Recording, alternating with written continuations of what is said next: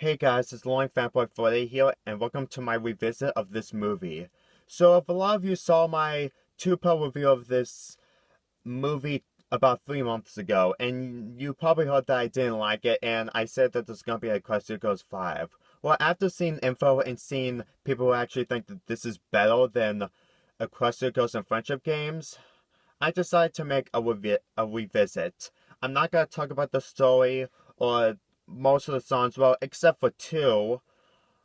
I'm just gonna talk about more of why I didn't like this movie, because there's a lot that I didn't talk about in my old review, and I really need to talk about more about this review, especially of Princess Twilight not making an appearance in this movie. I know I said that I didn't have a problem with that, but now I do, especially that I'm getting older. I hate life. I should get into two characters that I found the most less interested in, and that is Glossia and Filthy Witch. I know some of my subscribers said that that there's really not much of a villain in this, but that's kind of a problem. Mostly because we have almost a lot of villains in the spin-off series. Human Twilight in the last movie, the Dazzlings in the second movie, and Sunset Shimmer in the first movie. But this is kind of a problem. And also, Glossia Daisy, I said that she's really predictable. Well, only because of those crystals that she has around her neck. In case if you can see closely, she has crystals around her neck, and she is mostly nice, but she really isn't. Okay, I should really talk about this character right away. Look, it's not that she's a terrible character, but she is completely underdeveloped when it comes to magic. In my last review, I said that this movie really makes me convinced that magic are drugs.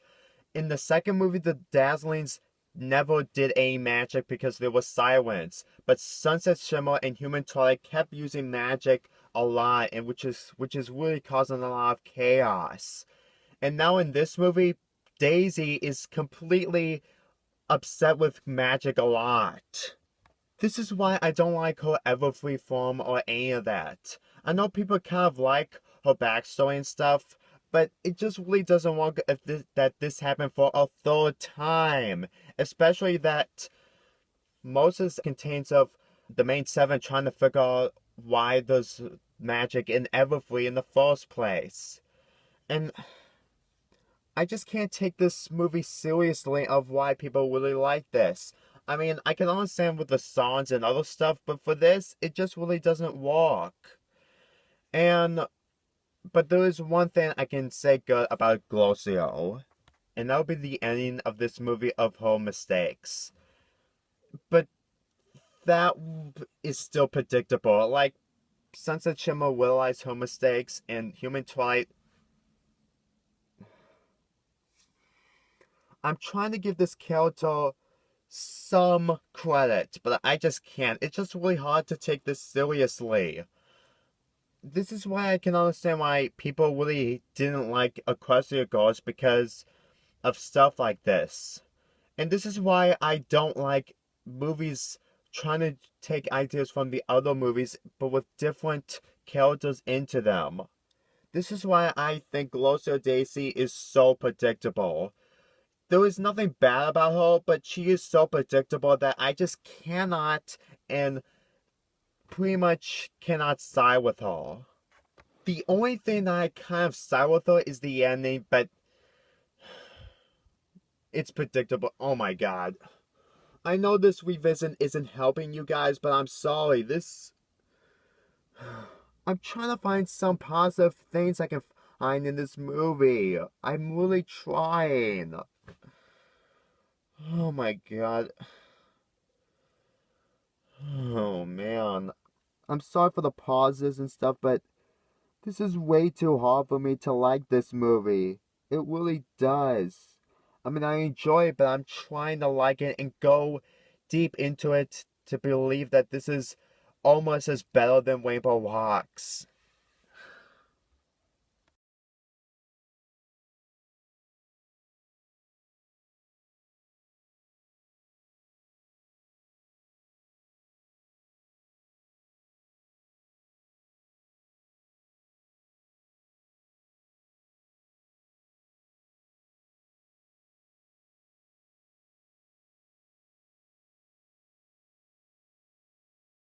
I should talk about the relationship between Sunset Shimmer and Human Twilight. Well, it's not good. In fact, in the last movie that Sunset Shimmer never apologized. I'm sorry. I know that she realized her mistakes, but Human Twilight deserves an apology, even though they were both in the wrong. But anyway, in my last review, I said that I want Princess Twilight to help out Human Twilight, and well, I would like to see that, but I think people didn't want to see that because it won't give any development of Sunset Shimmer except her power to read minds. And to be fair, I can understand why Princess Twilight isn't in this movie, but Sunset Shimmer helping Human Twilight just doesn't work. I know that Sunset Shimmer is getting more development, but in this movie, Sunset Shimmer doesn't get really a lot of development except with Flash Century and the memories that you get to see in people's minds. And speaking of Flash Century, he's still useless in the spin-off series. I mean, he did have a few moments with Sunset Shimmer, but he got rejected because of Sunset Shimmer figuring out the magic, and this is the last scene we've seen of him. Look, I'm just gonna point this out right now. I don't hate Flash Century, especially her relationship with Princess Twilight.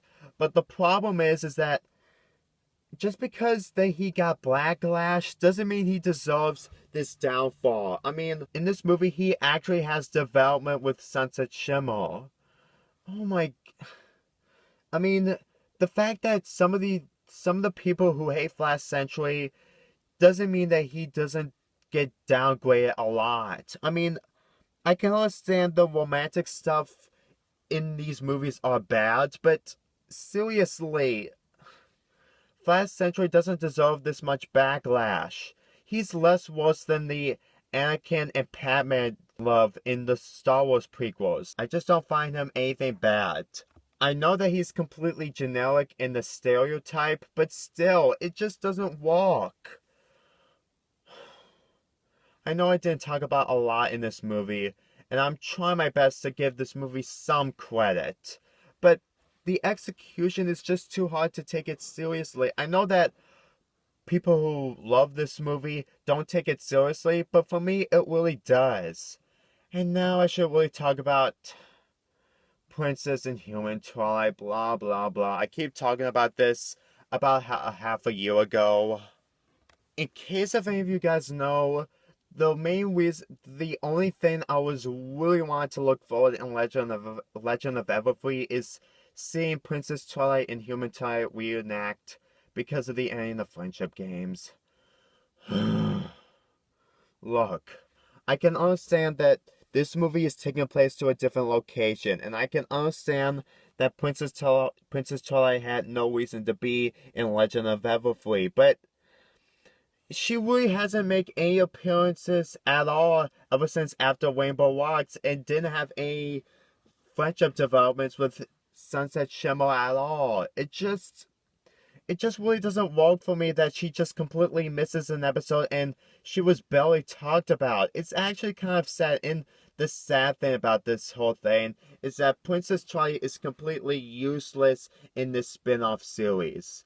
I know that she's really busy in Equestria, but it just isn't right. Especially of the fact that this takes place in a camp, which is also another cliche that I just cannot like. It just really doesn't make anything better. I mean, if Princess Twilight was in this movie, I can at least accept everything, like the Glossia plot and the Flash Century plot. But speaking of Flash Century, again, she really doesn't meet Princess Twilight a lot. And that's the thing that I don't like, is the fact that Princess Twilight and Flash Century barely meet at all in the last 2 years.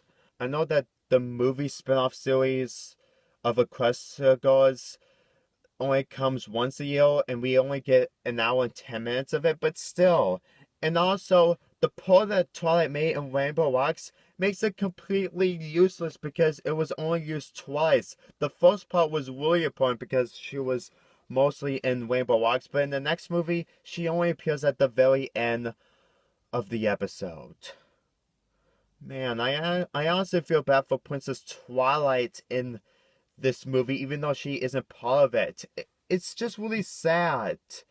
I know that in this movie that it wants to show the main seven new powers, the new crystals that they got, but still, it just doesn't work. Even with that, that can't save this up despite the really cool dresses. And another thing that I should talk about is Human Twilight was in charge. This is what I really wanted to see. Princess Twilight trying to save Human Twilight from Midnight Sparkle. This is what something I was looking forward to all along. Since that they gave info about that Midnight Sparkle is returning, I was really hoping that Princess Twilight might help.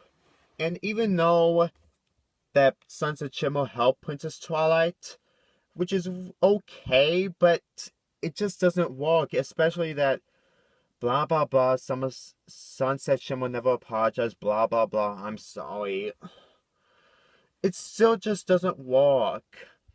Like I said, I did like this scene, but about Princess Human Twilight doesn't understand more about friendship, just really doesn't work. I mean, I know that she helped Glossa Daisy to save the camp from Filthy Witch, which is really something very helpful, but that can't even save itself. I mean, the only thing I can kind of like about this scene is that Human Twilight doesn't take control of magic very focusedly.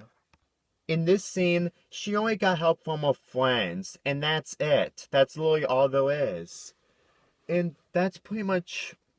And then when she tries to use her magic to save Camp Everfree, she feels okay with it. And even though that Midnight Sparkle might be gone, but trust me, when I talk about the three upcoming specials, I'm pretty much going to tell you that she might return because I have my prediction of what the three specials are going to be like.